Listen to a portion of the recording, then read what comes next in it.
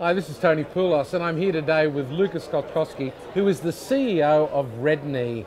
Of course, Lucas, you're a famous man these days. The recent acquisition of NSN has brought you into the spotlight in a lot of areas. How's it going, and how is the acquisition phased out now? Excellent. Well, so we closed. We are off to a great start. So we have the senior leadership team is in place. We've got the key indicators for performance in place.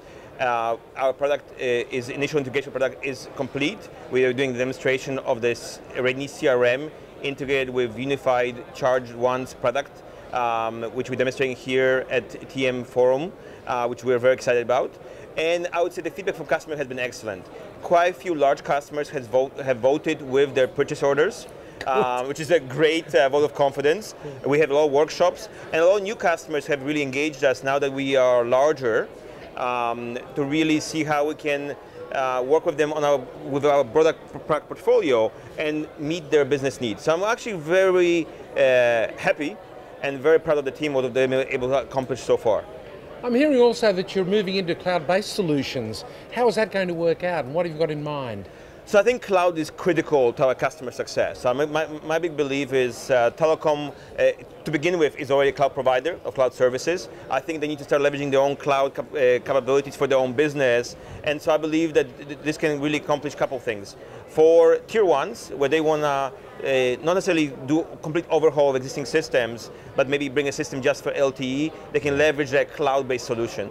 And I think that reduces risk, allows the business to really experiment, so to say, to get it right, and to really have access to best-of-breed technologies.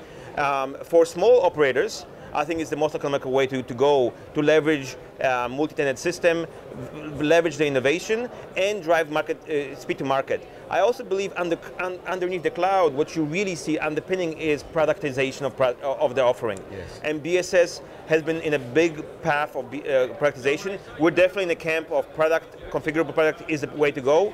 I know there's a lot of service organizations that prefer that path. My view is that we want to create a leverage for our customers for the product, and cloud offers that in the most economical way. Well done. Now, what do you think is the core benefit of billing via the cloud, apart from the cost savings you talked about and the personalization, perhaps? So I think so. So a couple of things. One is, so when I talk about monetization, subscriber management. Billing, I think, is a word which is too narrow. So subscriber management, really to be able to touch all the different points where subscriber might be interacting, from social media all the way to point of sale, physical point of sale. Yes. So I think, and cloud helps it to encompass it in a much more economical way. Number two, I think it's about analytics, real-time analytics. A lot has been to do with charging, but really how we combine it and link it to other maybe stakeholders in the value chain, yes, which becomes very, very powerful. And then obviously being able to have up-to-date capability ongoingly, seamless upgradability, which has been a challenge in our industry. A lot of customers are forced to take upgrades every 2 years. Yes. In cloud, it's ongoing. And I think if I look at the enterprise side, Salesforce.com has paved the way over the last 10 years to demonstrate how it can be done without having software in-house. We want to do the same thing for our service providers in the mobile space. Is it the same sort of model, like a pay-as-you-grow model that you'll be taking? Exactly. So the idea is per subscriber, per month, and as customers grow, we become part of the success. But we also become a stakeholder who are vested in the customer success. Yes. So to us, we want to bring together promotions and ideas and capabilities to enable customers to both retain subscribers, yes, to increase their usage, broaden the services that they can start consuming, and also, obviously, we are very keen on making sure that customers lower the cost of acquisition so that they can, in turn it into investing in their business. Makes sense to me. What is your advice for CSPs that are looking at cloud, perhaps for their billing systems? I think from my perspective, it's really identify what you're trying to achieve in the business, get buy-in, because I think that becomes quite important. Right. Usually it's driven by business teams, yes, and actually define a segment and go for it. Right. To me, I think this industry, especially mobile industry, has been done by pioneers. And now that it has grown quite a bit, some of the pioneering spirit, sometimes we are scared almost to try things.